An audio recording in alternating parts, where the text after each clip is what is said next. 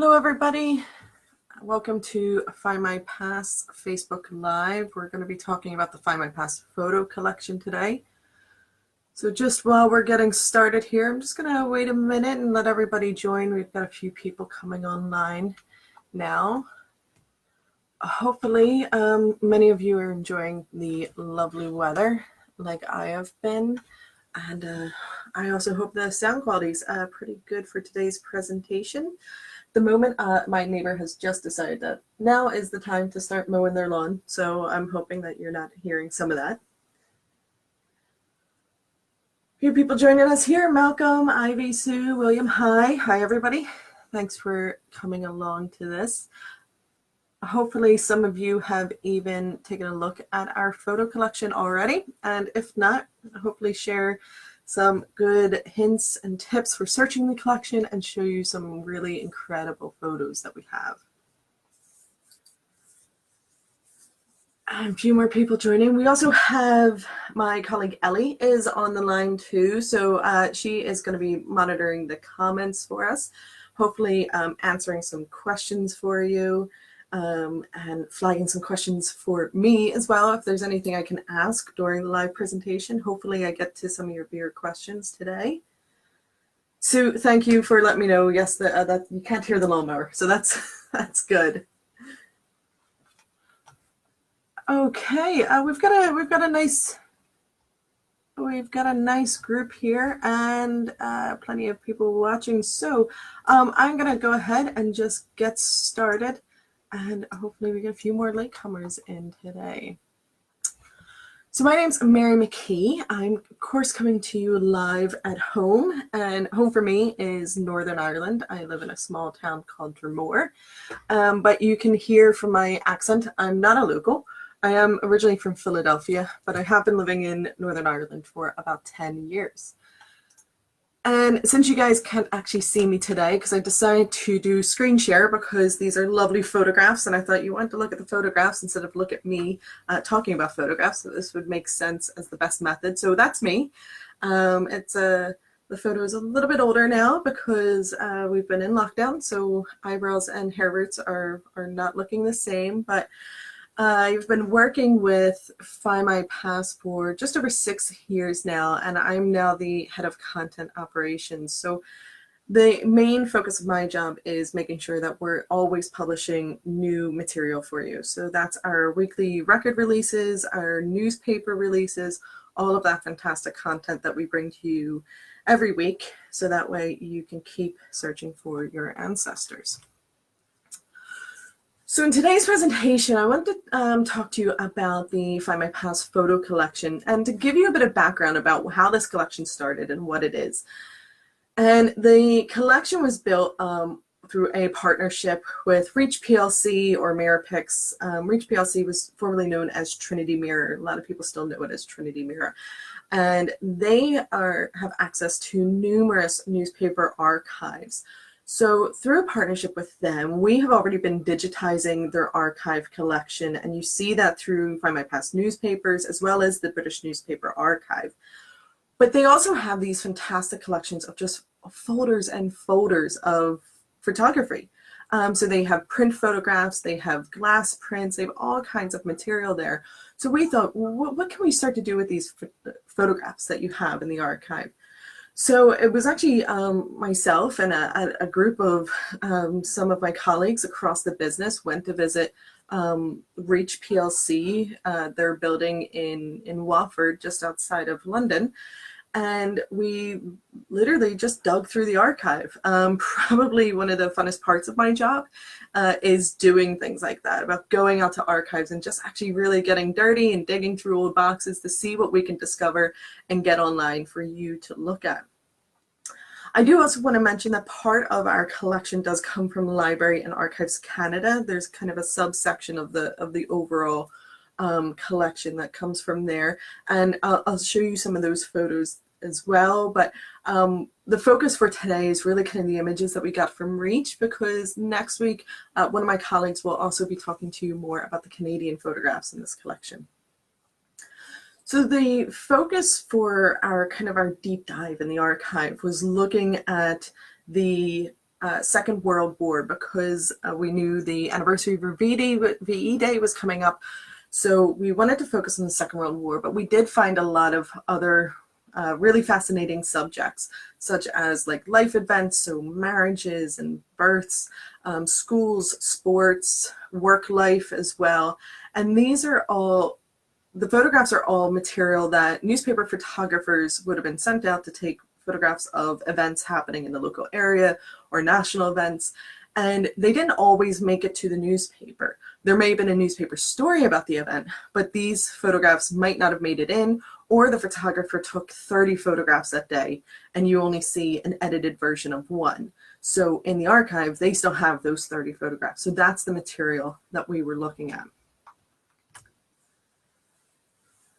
So once we've digitized the photographs, scanned them, and then made transcriptions for them, we created a lovely page for you to help you find the search page. So this is our photo collection landing page, and you can go through the page and I'll show you the different categories, and when you hit those search buttons, it'll take you directly to the search screen.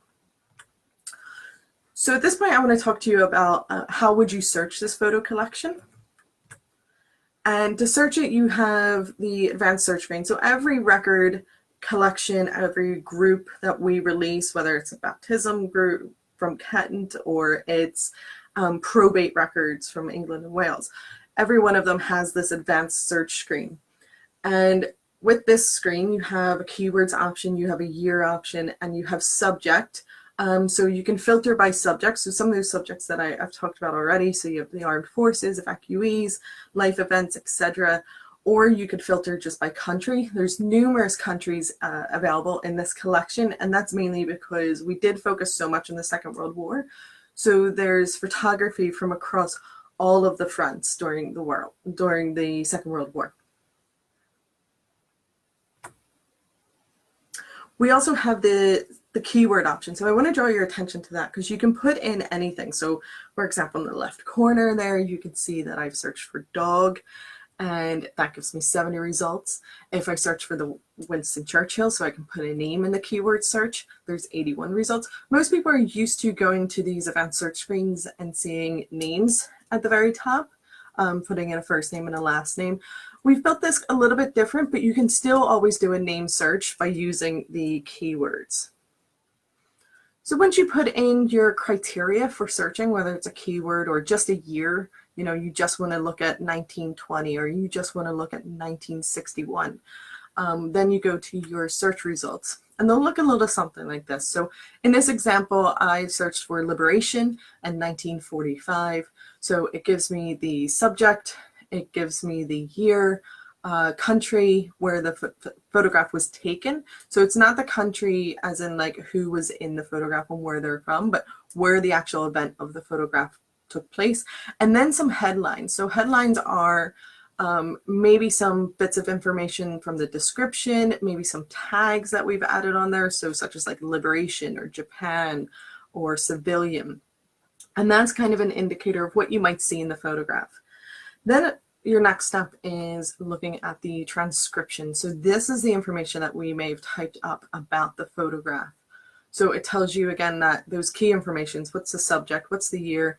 For most, we'll have a date. Sometimes we won't have a date for the photograph because the date just wasn't available. And as we get on, you'll see why that is. The source would normally be the newspaper where it came from. So when we were looking for these photographs, they're all organized by newspaper, so like the Western Mail or the Liverpool Echo. So that's how we know the source, as in which newspaper took the photograph. But like I said before, you can't always guarantee that the photograph actually ended up in the newspaper. Headline, again, is just some key details that we found from, you know, that photograph or from that collection. And in this case, this one comes from the Reach PLC photographic archive, that archive that I've been telling you about. So once you look at the transcript, you can then view the image, which is available in the top right corner, or you can always add to tree. So if it turns out that this photograph is quite important to you, or you think it's really interesting because it does relate to your family history research, then add it to your tree and you can add it to a member on your tree. So this photograph here, so some of the headlines was saying liberation. So this is showing a scene of liberation in France. You can see that everybody's enjoying a drink. And then when you look at the photographs, always look to the left and the right of the picture. You'll see these little arrows, and this is what we call the browse arrows. And this allows you to browse or move your way through the collection. So if you hit the right arrow, you'll go to the next image and then the next image and so on. So it's a great way if you're not really trying to look for something specific, just take your time and go through the photographs. Hit that little right arrow and just keep popping through and see what else you'll discover. Now, one of the great things about these photos that we took from the archive is when you look at the next image, you actually see the back of the photograph and you see the original caption, and that caption was written at the time of the photograph. So for this case, you can see it was written in 1944, and it gives you a lot more detail about what's happening there. Some of the captions will be just a scribble of, you know, just a person's name and a year. Other captions will give you a full background story as if it's part of the newspaper. So here we can see that this is the British soldiers have come to liberate France. They're hoisting the tricolor at the war memorial, and it describes that British tank crews also left their tanks and cheered, and then wine was brought out, which had been hidden, and everybody enjoyed a moment and a drink of liberation. So now that you've read the description, I would say, okay, go back and take a second look at that photograph. You know, it does really capture the moment and gives you a lot more detail. And take some time with the photographs too. Really look at all the different details going on. Look at the people's clothes and what they're wearing and the expression on their faces. Photographs are fascinating because they do really open up a rare window into the world of our ancestors and really help us to understand these moments in time and these moments in history. And you can really see the emotion sometimes coming through. This is an example of another transcription where, in this case, the caption on the back of the photograph actually gave us names. Now, that doesn't always happen with each photo, but in this case it did. So we've listed out in the details everybody's name, and then whatever information that was given to us, again, from that caption. So we can find that General Snow in the Royal Navy, he's a general, that's his occupation as such. And in other cases, you might have teachers or students, or you might have, you know, a specific regiment is named. And then from here, you go into the image, and you can see that there is a group of gentlemen around a table, and the transcript already gave you most of their names. And then you'll go on to the next page, and that'll show you that description. And like I said before, some give you just a very quick 1 or 2 sentences, but in this case, you have a full description of exactly what's happening. And this photograph was taken on the 11th of May, 1945, when the Channel Islands were liberated. So you see a group sitting around the table discussing this, and you have the German army signing the instrument of surrender. So there's really great details in some of these transcriptions. And then towards the bottom there, you can see all of those names written out that we had listed in the transcript. So we have a question came through from Sue here and was asking, how far back does the collection go? The collection goes to the early 1900s. I'll show you a photograph later from 1915. And then we have a really great collection of photographs from the 1920s. Again, in that keywords area, just put in 1920s and you'll see those come through.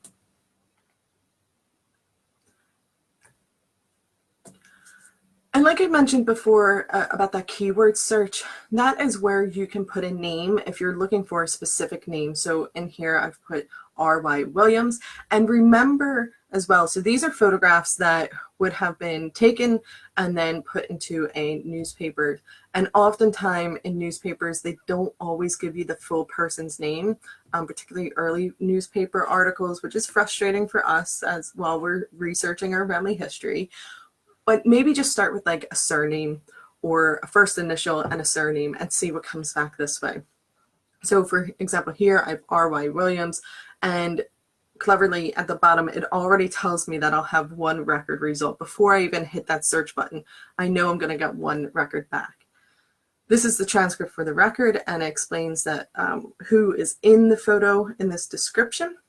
And R.Y. Williams is with some Dutch women in the newly liberated city of Goes, I hope that's how you pronounce it, in the Netherlands, and it's from the 30th of October, 1944. And the photograph in this specific photograph comes from that Library and Archives Canada collection that I was talking about at the beginning. So you can see that in the source, and that gives you an indication then about where the original photograph is held. And the Library and Archives Canada collection gives you a little bit more information, such as like who the actual photographer was, some information about the copyright or who's credited for it. And then that's the photograph again. You just go to that top right corner, view the image, and you can see Mr. Williams there with the Dutch women around him. And I just also want to mention keywords. You can also search for a location. Some of the locations in this record set include Liverpool or Birmingham, Aberdeen, Cardiff, London, Guernsey, Leeds, Newcastle, Belfast, Sheffield. It's definitely, it is a much more of a kind of a UK focused collection. But if you use that country browse to filter, like I said, you can find countries all around the world here. We have a couple more questions coming through here. So Allison asked, are there any photos of soldiers on their attestation papers? Now, our attestation papers, the ones that we have for the British Army, are found in our collection called the British Army Service Records. And for the most part, there aren't any photographs, Allison, but I will check with a colleague of mine to see if he knows of any specific collections that have photographs. And it also, of course, it depends on the year range that you're looking for. You know, earlier attestation papers, highly unlikely you'll have any photographs there. So, Allison, thank you for your question. As I described in the beginning, these photographs were pulled directly from the archive, so they're fresh from the archive, which means that they're not polished looking sometimes. I already talked about those original captions, which are great because you can really see what was captured in the moment. What did the photographer think was important? What was the story going to be about this photograph? And in this case, you can see that a family has been reunited after a camp was liberated in Hong Kong.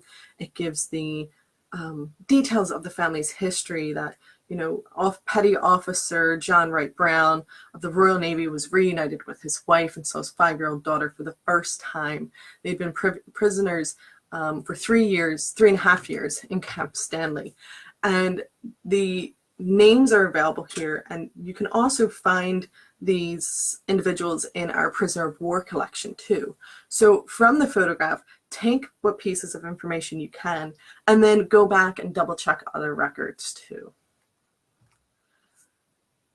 And also, because these photographs are coming directly from the newspaper archive, you will find the, you know, maybe the photographer or the newspaper editor's original edits on the pictures. So we've just scanned them raw from the archive. We haven't made any additional changes to them. So these little arrows, you can see that was indicating to the print staff that when the photograph goes to print, that's what they want to see. They want a zoomed up version of, you know, these women's faces.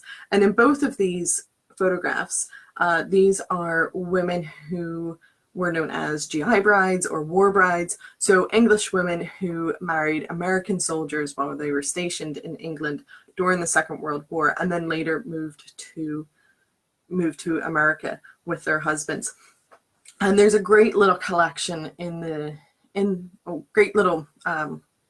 collection in the collection of these photographs. So if you just search for that keyword, GI brides or war brides, you'll get these women's photograph back. And then the final piece that I want to mention about finding pictures and that they're direct from the newspaper archive is then follow the story, because it was a newspaper photographer that took the picture. So you can think that there must have been a story around this. So in this case, we have a photograph that we found on the left. And again, you can see those original edits. You know, those white lines makes the photograph kind of pop out. You can see that the editors sometimes will draw, maybe directly on the photograph, draw around their eyes or their chin line. And that means when they're being printed, it does make the person's face kind of pop out more in the paper edition. Then reverse side of this photograph gives us that caption, "Coventry girl to wed GI by phone." And yes, that is absolutely true. It does say by phone. I have found a lot of news stories about these phone weddings that happened during the Second World War. And recently we did a blog post, and some of that features in there about GI brides. So you can check that out over at Findmypast blog. And then I took this information that I found in these photographs, used the newspaper search, and here I found the information about Miss Edith Davis of Coventry, and she was going to participate in a telephone wedding along with another woman, Miss Audrey Mawson of Leeds, and the two of them were married via telephone and then later moved to the States to be with their husbands. Strange things have happened. So at this point, I'm going to start diving into some of these photographs, starting with the Second World War. And mainly, you know, this whole month on Findmypast, we've been really taking a look at Second World War photographs and testimonies, and how you can search for your ancestors there. We do have some more questions coming through. So Sue has asked, are there photo collections from the 1800s anywhere, UK or Ireland? I will say for Ireland, the National Library of Ireland has some fantastic photographic collections online. I believe they do go back to like the mid to late 1800s. So check that out there. Also the British Library has some photo collections online, and a lot of record offices will have digitized photo collections, even local museums or local libraries. Just check out, you know, if you're looking at like a specific area, say a small town in Kent, just do a little bit of background research, because I have found even some small local museums will have digitized their own collection of photographs and put them online for you to view.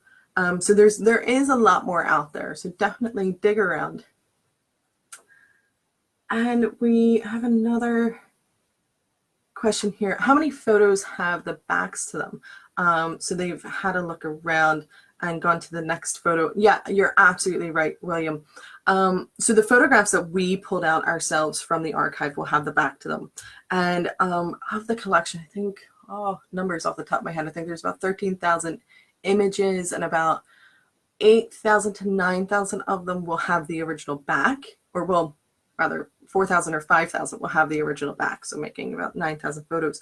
But then the other ones that don't have a back, that don't show the back of the photograph and show that original caption, those are the ones that either came from the Library and Archives of Canada, because they did all of the transcription work themselves and the scanning themselves, and then also Reach PLC or Mirrorpics. They did some scanning in the past and transcribed the records themselves and didn't provide us with the back, that original caption. So that's why there is some differences when you go and you start to do that browse feature, where some you can basically flip the photograph over. Other times you'll hit the arrow and it'll just move you on to the next picture. But the details in the cases where there's no back to the photo, as in the original caption isn't there, all of the details that were captured by the archive itself will be in that transcript. So William, thank you for your question there. Okay, so now we're, like I said, going to dive into these photographs and take a look at what we can find. So focusing on the Second World War, the left-hand side, you can see some really fantastic photography from the front lines. So this is a survivor from a sunk American landing craft is helped ashore on Omaha Beach in Normandy, 6th of June, 1944. Sorry, I've repeated the date there on the slide, but just be sure, it's 6th of June, 1944. And this photograph for me is incredible because I know that my grandfather was at Omaha Beach. And looking at this photograph, yes, he's not in that picture, but it gives me a great idea of like what, you know, those moments are like on the beach. And yes, you can watch, you know, you can watch war films and Saving Private Ryan and those type of things. And, you know, that does get a sense, but that's, you know, a dramatic reenactment. Where here, this is an actual photograph from that moment. And you can see the look in the soldiers' faces. You can see what they're wearing, how heavy the equipment might look as well. And even what the state of the beach is, you know, those pebbles and rocks that they're climbing up. It really gives you context for the moment. On the right-hand side, we have a WAAF, so Women's Auxiliary Air Force officer, Colonel J.D. Gray, who demonstrates the art of horseshoe throwing to an American Air Force officer. And even though these photographs come mainly from a UK newspaper and a UK archive, it doesn't mean that they are British focused. You have a lot of American soldiers, Canadian soldiers are featured in these photographs. And one of the main reason is, of course, because the American soldiers at the, you know, in the Second World War came over and were stationed throughout the UK, you know, so we have photography of some of the first American soldiers in Northern Ireland when they first arrived. Here's more images from the front lines. I think that picture on the left is just almost haunting to look at. You have soldiers taking up position, and then underneath them, hidden, trying to hide, are Dutch civilians. So when you first look at it, you can see the mother and I assume her daughter. But then when you look a little bit closer, you can see that there's even more civilians. You can see almost about 4 other faces there. It's an incredible photo. And then the right-hand side, you have the Second Army in Holland and tree-to-tree fighting in the woods. And the date was available, so the 9th of November, 1944 for that one. We have some photographs of just individuals. So left-hand side, you have Trooper McClellan from the Cavalry Regiment, which is a Canadian regiment, and this is a photo of him in Germany. Left-hand side, you have leading stoker Leclerc, and again, this is a Canadian sailor, and it shows exactly where the photograph is taken. This one doesn't have an exact date, but it gives us November 1940. And one of my favorite parts of this collection is the military mascots. I'm definitely an animal person, so I was really excited when we were digging through these photos to find any pictures of cats and dogs and other kinds of animals. And during the war, some of the regiments had their own little furry mascot, and they would travel around with them. So on the left-hand side, you have Mascot W. Goat with the 609th Squadron of the Royal Air Force, and his nationality was recorded as British. And the right-hand side, we have Bill the Mascot, and he has found a seat in a vehicle next to one of his soldiers in his regiment, and that's from the 11th of June, 1944. There's some photography of the evacuees as well. So at the outbreak of the Second World War, children were evacuated from major city centers, particularly London, and they were put onto trains. They left their home. They were sent out to country homes or farms. Other families would take them in because it was believed, rightly so, that they were a lot safer being out in the country because of the Blitz and because of the heavy bombing of city centers. And on the left-hand side, you can see a whole row of children sitting here, and they're having their feet inspected in a Kentish home, so a country home, on the 5th of December, 1940. And to them, you know, they've been amused by this. You know, they're getting their feet tickled, but not totally understanding the severity or how big the situation is around them. And the right-hand side, you can see wardens with tin hats holding children's hands as they walk to the station. Some of the children look worried, some of them look happy, a range of emotion here. And then we have more photographs from the home front. So this is a photo of the Wolseley Motors unit of the Home Guard.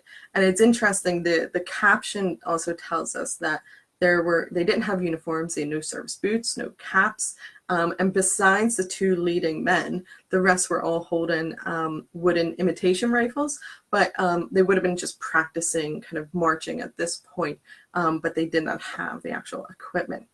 And I wanted to bring your attention to the backside of the photograph that we keep talking about here. And this is what we found in the archive. And this is one of the reasons why sometimes it's difficult for us to find an exact date from the record or from the image, or an exact description of things. You can see that the photo is quite old. There's some tape has been put on there. There's multiple years. So it looks like the photograph was used repeatedly in other newspapers, not just from, you know, the Second World War, but it was used in the 7th of May, 1985 newspaper special. It was used in May, 1976. And luckily at some point, somebody taped a newspaper article onto the back of the photograph. So that bottom right corner where you see those numbers 761, that gives us the information that we needed to create more context about this photo. More images from the home front. You have the Ladies of the Forestry Commission on the left, and then on the right-hand side, you have a YMCA mobile canteen at an anti-aircraft gun battery during the Blitz in London, November 1940. And in this case, the photograph might not have been of the highest quality, so it didn't make it to the newspaper, but it's an incredible scene to watch. You have these people in the foreground getting maybe a cup of tea or a coffee, and in the background you can see the anti-aircraft guns going off. And talking about the Blitz, I found this photograph from while the city of London is burning during a Blitz, and the photo was taken from the Dome of St. Paul's. I mean, I find this just mesmerizing, and you can just sit and look at it. You can see the smoke and the flames happening all around St. Paul's. So coming off of the Blitz, you can understand then VE Day, that day in May 1945, and why there was such jubilance and excitement throughout the whole country. We have photographs of celebrations in London, in Birmingham. There's photographs from Manchester and Glasgow as well. And you can see people dancing in the streets. And some of these photos, some of them you may have come across again because they made it to a newspaper, but many of them didn't. So there's really unique photographs and photographs that you'll only find on Findmypast here. We also captured some images from newspapers that did a retrospective look. So this photograph was taken in 1995, and it was the 50th anniversary of VE Day. So the newspaper was doing a whole special on looking back 50 years. So they were actually taking photographs of veterans at that time, so in 1995, and then you have a newspaper article describing, you know, what their contribution was to the war effort. So in this case here, we have Frank Bevan, who at the time was 74 and living in Gwent, and he was a bombardier of the 77th Cardiff Regiment with the Royal Artillery. And luckily, the back of this photograph actually had a clipping of the newspaper article, so it gives us all of that information that we want. And this is another example as well. You have an individual who was in Brussels in Belgium when the news came in of the German surrender, and he's actually holding a photograph of himself at the time, so you get two photos for the price of one. And then again, the back of the photo actually had the full newspaper article too, so you get even more detail out of that. And in the article, he explains that when they found out found out the Germans had surrendered. It was the beginning of a glorious booze-up that lasted for 4 days and 5 nights. So starting to wrap down the presentation, I want to just go through some of those other categories of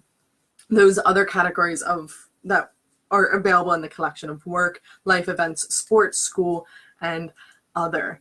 And we have a question here from Jackie who asked, does Findmypast accept donations of photographs? And Jackie, it is definitely something we're looking into. It would be really interesting to try and build this collection through your photography as well, and you donate it through.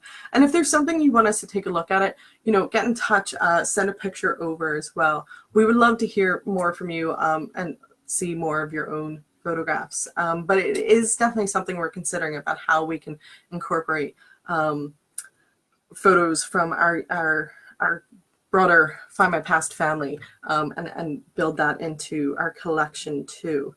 And also, if you're taking your time and going through the Findmypast photo collection, you come across something that resonates with you, or something that, or even the name or a photo of one of your ancestors, please let us know. We're always wanting to hear back from you, hear your own testimonies, and hear how our records and our work has impacted on your own research.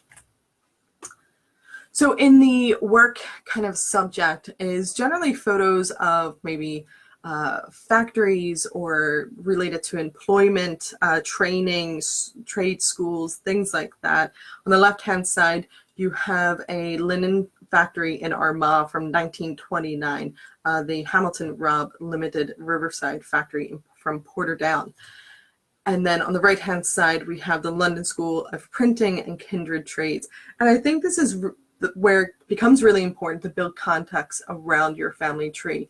We don't have the names of these gentlemen in the photos. It wasn't provided at the time. You know, the news story might have just been about the actual factory or about the school, so they weren't interested in actually recording the names of the individuals in the photos. But we do have these fantastic images of these factory life. So you might know that your ancestor worked for Hamilton Robb, but you've never seen what the factory looked like. So have a look at the photo collection and search around, and then you can see, you know, what they might have been wearing at work, how big was the machinery. You can see that they're making thread there. And the right-hand side as well, you can see some of the trade work and the students doing bookbinding.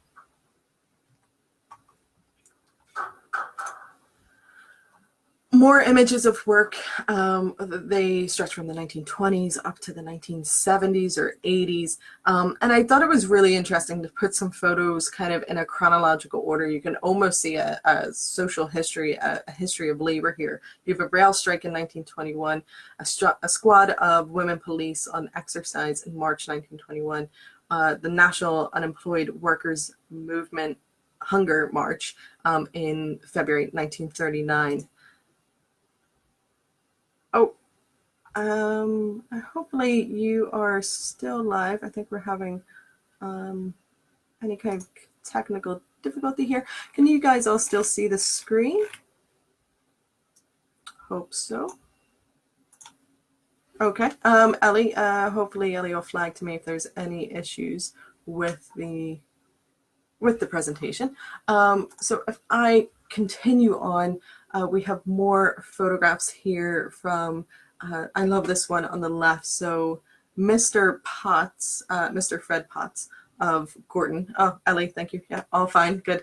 And he's a seller of teapots in Manchester and had been at it for 25 years. Then we have Constable Briggs of Lancashire from 1948. And then finally, we have Captain Jimmy Thomas in 1949 with two of his crew bringing on board their Christmas hampers on the bar lightship. Guys, thanks for coming through. Let me know that you can still see the screen. I touched something and things moved on my computer, so I wasn't sure, but great to know. Thank you. And then some other photographs we have here. So the category other, it really is, we couldn't define what was happening, you know, what this was. And we wanted to make big, broad subjects. So we didn't want to just have one photograph having the one subject and a bit obscure. So sometimes you'll find in other just really miscellaneous photos. The left hand, you can see a fantastic picture from 1915 of the WSPU, and you have Emmeline Pankhurst right in the center there, leading a women's procession along Victoria Embankment in London. And then on the right-hand side, you have a new police college opening up in 1934, and you can see Prince Edward, Prince of Wales, inspecting the new police cadets.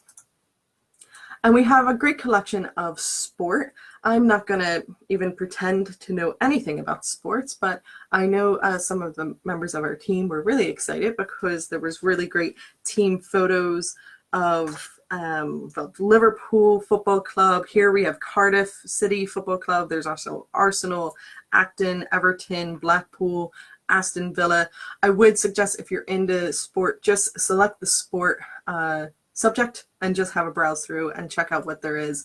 And then there are other types of sports, not just football. So on the right hand side, we have a curling match here from 1934. There's also some boxing photography available.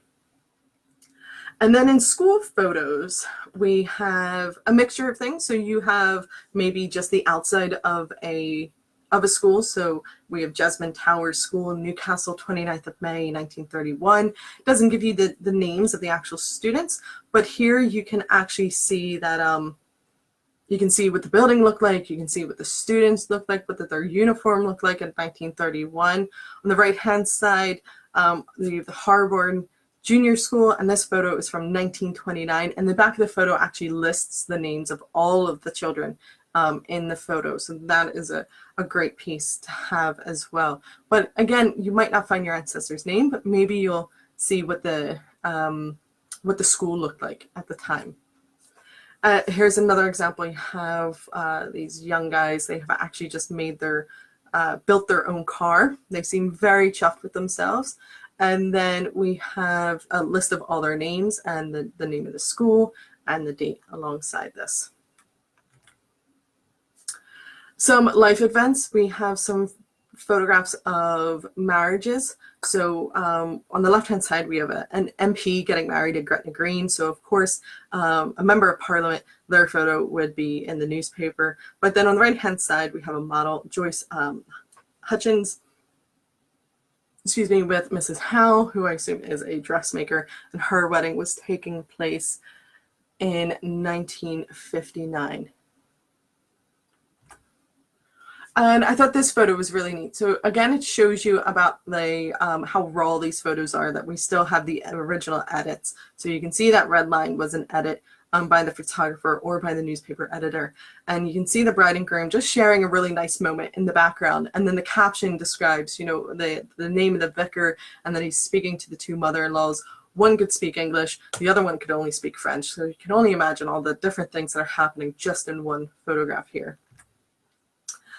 And an otter. So this is one of those examples of the types of photos that you'll find in Otter in Other. So we have an otter does a little bit of begging in a zoo, the 5th of July, 1928. So just overall, there is just some weird, wonderful, memorable, and emotional, fantastic photos in this collection. I do recommend just taking your time, go through the photos. If you know you might not be able to get away on holiday for the bank holiday, but definitely take a look at the Findmypast photo collection. There is a great selection here from around the world, from the Second World War, from work, from local areas, and let us know what you found as well. So that's everything from me today about the Findmypast photo collection. I hope you have enjoyed it. Everybody, thanks for joining.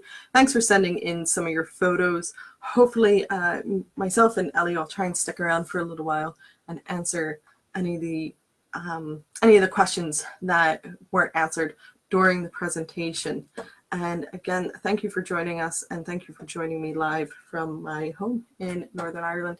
If you have any questions, just reach out to our customer support team, reach out on Facebook, and talk to us. Let us know how your research is going. Enjoy the rest of your day.